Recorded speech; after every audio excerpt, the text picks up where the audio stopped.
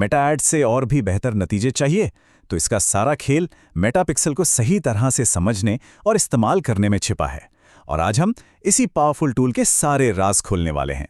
तो आज हम क्या क्या देखने वाले हैं? सबसे पहले तो समझेंगे कि ये पिक्सल आखिर है क्या चीज़। फिर देखेंगे कि इसे अपनी वेबसाइट पर लगाते कैसे हैं। इसके बाद हम यूजर्स के एक्शन को ट्रैक करना सीखेंगे, कुछ ज़रूरी एडवांस सेटिंग्स पर नज़र डालेंगे और आखिर में उन आम गलतियों से बचेंगे जो अक्सर लोग कर बैठते हैं। तो चलिए शुरू करते हैं सबसे बुनियादी सवाल से। ये मेटा पिक्सल असल में है क्या और ये विज्ञापनों के लिए इतना ज़रूरी क्यों है?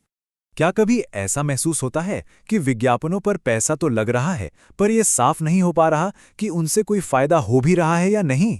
यकीन मानिए, ये एक बहुत ही आम उलझन है। इसको ना आप अपनी वेबसाइट का एक डिजिटल सीसीटीवी कैमरा समझ लीजिए। ये कोड का एक छोटा सा टुकड़ा है जो चुपचाप ये देखता रहता है कि वेबसाइट पर आने वाले लोग क्या क्या कर रहे हैं। और ये जो जानकारी इकट्ठा करता है वो विज्ञापनों को स्मार्ट बनाने के लिए किसी सोने की खान से कम नहीं है। इसका सबसे बड़ा काम है आपके विज्ञापन पर क्लिक और आपकी वेबसाइट पर हो रही असली खरीदारी के बीच के गैप को भरना। इसी से ये पता चलता है कि कौन से एड्स वाकई में बिक्री या लीड्स ला रहे हैं, मतलब पैसा सही जगह लगेगा और बेकार के एड्स पर खर्च बंद हो जाएगा। अच्छा, तो ये पावरफुल टूल मिलेगा कहाँ? ये मेटा के इवेंट्स मैनेजर के अंदर ही मौजूद है। यहीं से आप अपना पिक्सल बनाते हैं और उसे मैनेज करते हैं। ठीक है, तो अब ये तो समझ आ गया कि पिक्सल क्या है।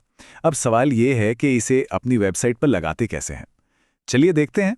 देखिए, इसे इंस्टॉल करने के मोटे मोटे तौर पर 3 रास्ते हैं। हर रास्ता अलग अलग ज़रूरतों और टेक्निकल स्किल्स के हिसाब से बना है। पहला तरीका है मैनुअल इंस्टॉलेशन।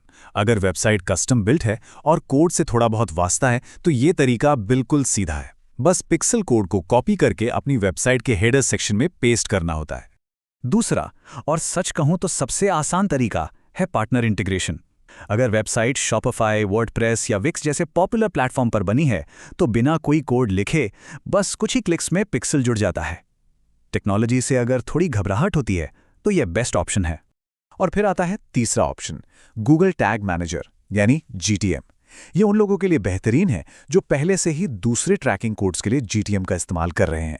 आप अपने पिक्सल को एक टैग की तरह आसानी से जोड़ सकते हैं और सब कुछ एक ही जगह से मैनेज कर सकते हैं। अब देखिए, तरीका चाहे कोई भी हो, आप असल में एक बेस कोड ही इंस्टॉल कर रहे होते हैं। ये वो मुख्य स्क्रिप्ट है जो वेबसाइट के हर एक पेज पर होनी चाहिए। जैसे ही इंस्टॉल होता है ये अपने आप पेज व्यू इवेंट को ट्रैक करना शुरू कर देता है, यानी हर पेज व्यू को गिनने लगता है। लेकिन रुकिए, सिर्फ पेज व्यू ट्रैक करना तो बस शुरुआत है। असली खेल तो तब शुरू होता है जब हम ये ट्रैक करते हैं कि लोग वेबसाइट पर आकर कर क्या रहे हैं। चलिए देखते हैं ये कैसे होता है। और यहीं पर एंट्री होती है स्टैंडर्ड इवेंट्स की।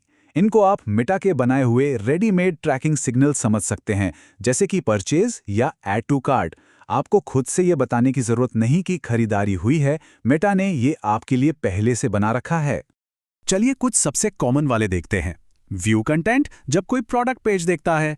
ऐड टू कार्ट, जब कोई चीज कार्ट में डालता है। इनिशिएट चेकआउट, जब कोई पेमेंट प्रोसेस शुरू करता है। और सबसे जरूरी, परचेज, जब खरीदारी पूरी हो जाती है। इन्हें ट्रैक करके पूरी कस्टमर जर्नी को समझा जा सकता है। तो यहाँ एक सिंपल सा रूल है, हमेशा कोशिश करें कि पहले से बने हुए स्टैंडर्ड इवेंट्स ही इस्तेमाल करें। लेकिन हाँ, अगर कोई ऐसा एक्शन है जो सिर्फ आपके ही बिजनेस के लिए एकदम यूनिक है, जैसे वेबिनार के लिए साइन अप किया, तो उसके लिए आप एक कस्टम इवेंट भी बना सकते हैं। और अगर कोड का नाम सुनते ही टेंशन हो जाती है तो कोई बात नहीं, मेटा का एक बहुत ही कमाल का टूल है, इवेंट सेटअप टूल। इसकी मदद से आप अपनी वेबसाइट पर जाकर बटनों पर बस क्लिक करके इवेंट सेट कर सकते हैं, वो भी बिना एक भी लाइन कोड लिखे। चलिए, अब इवेंट्स तो सेट हो गए। अब एक बहुत ही ज़रूरी, थोड़ा एडवांस्ड स्टेप देखते हैं और साथ ही ये भी पक्का करेंगे कि सब कुछ ठीक से काम कर रहा है या नहीं।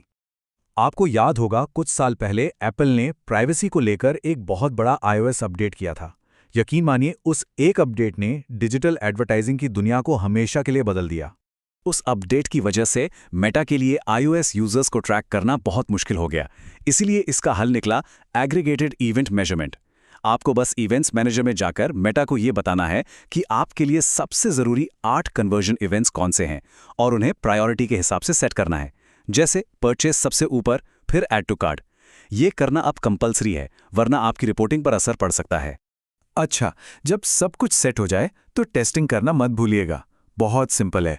इवेंट्स मैनेजर में टेस्ट इवेंट्स टूल खोलिए, अपनी वेबसाइट पर जाइए और एक कस्टमर की तरह कुछ खरीद फरोख्त कीजिए। आपको सारे एक्शंस उस टूल में लाइव दिखने चाहिए। ये तसल्ली कर लेना बहुत जरूरी है। और अब आखिर में जल्दी से उन आम गलतियों पर एक नजर डाल लेते हैं जिनसे बचना बहुत जरूरी है ताकि सेटअप एकदम परफेक्ट हो। ये 3 गलतियां लोग सबसे ज्यादा करते हैं। पहली, गलत पिक्सल आईडी यूज कर लेना या एक ही वेबसाइट पर 2-2 पिक्सल लगा देना।